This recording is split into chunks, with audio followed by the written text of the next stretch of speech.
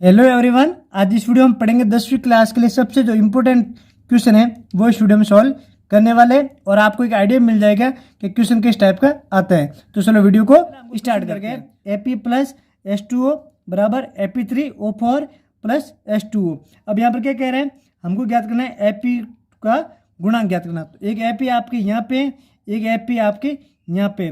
तो हमेशा ध्यान रखना है जब आप गुणांक पूछे तो बाद वाला आपको ध्यान रखना है। तो बाद में कौन सा आपका है Ap3, तो यहाँ पर कितना है आपकी 3, तो इनमें से 3 ऑप्शन कौन से है सर, ये हो जाएगा आपके सही आंसर। तो ये था आपके MCQ का पहला क्वेश्चन। हमको सेकंड क्वेश्चन दे रखा है दही में उपस्थित अम्ल होता है। तो दही में कौन से अम्ल होते हैं, वो होता है आपके लैक्टिक अम्ल। अब इसके बाद मैं आपको बता देता हूँ, ऑक्जेलिक अम्ल होता है वो होता है आपके टमाटर में, और मेथनोइक अम्ल होता है वो होता है सिटी के डंक में, और टार्ट्रिक होता है आपके इमलिक अम्ल में। ये आपको थोड़ा ध्यान रखना है। इसके बाद दे रखा है आपको उष्मा का सबसे अच्छा चालक कौन सा है।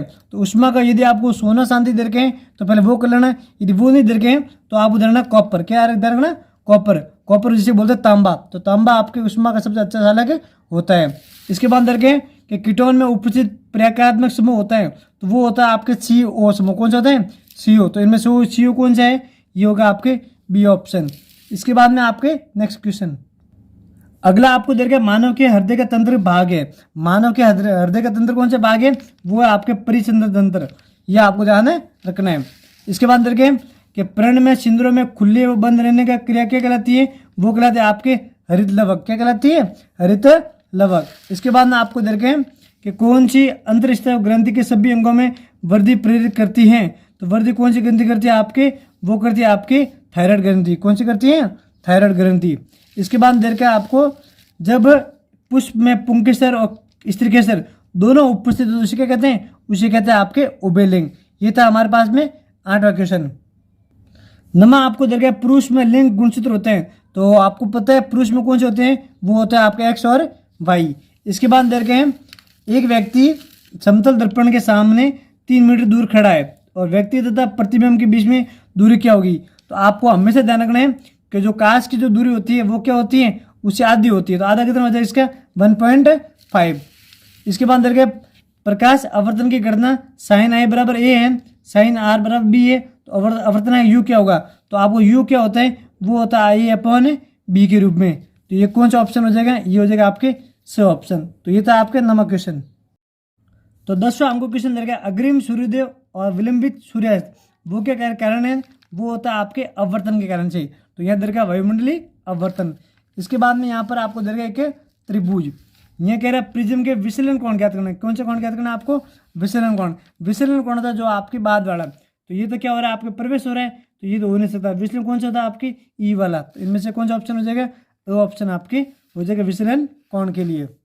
तो हमको 14वां क्वेश्चन देखें कि विद्युत उपकरणों में भूसंपर्क तार का अर्थ क्या होता है। भूसंपर्क तार होता है वो किसके लिए लगाते हैं, वो लगाते हैं सुरक्षा उपाय के लिए रूप में करते हैं। इसके बाद में आपको देखें कि धारावाही चालक के लिए दक्षिण हस्त का अंगूठ का नियम, अंगूठा क्या दर्शाता है, अंगूठ दर्शाता है आपके विद्युत धारा की दिशा को। तो इनमें से कौन सा ऑप्शन हो जाएगा, से हो जाएगा आपके विद्युत धारा की दिशा। तो ये थे हमारे पास MCQ 15 क्वेश्चन। आप करेंगे फिल इन द ब्लैंक्स यानी खाली जगह वाले। तो हमको देखें कि लेड नाइट्रेट के उसमें वियोजन से प्राप्त नाइट्रोजन युक्त गैस का नाम बताइए। तो इसका नाम होता है nitrogen oxide, N2O, nitrogen oxide. इसके बाद देखें HCl के विलयन से प्राप्त ऋणात्मक रासायनिक सूत्र क्या हो जाएगा, तो वो हो जाएगा आपके Cl। H क्या होता है, H+ होता है, और Cl आपके माइनस होता है। इसके बाद देखें कि C3H8 अणु में उपस्थित सहसंयोजक बंधन अबंधों की संख्या कितनी होती है, वो होती है आपके 10। ये आपको ध्यान रखना है।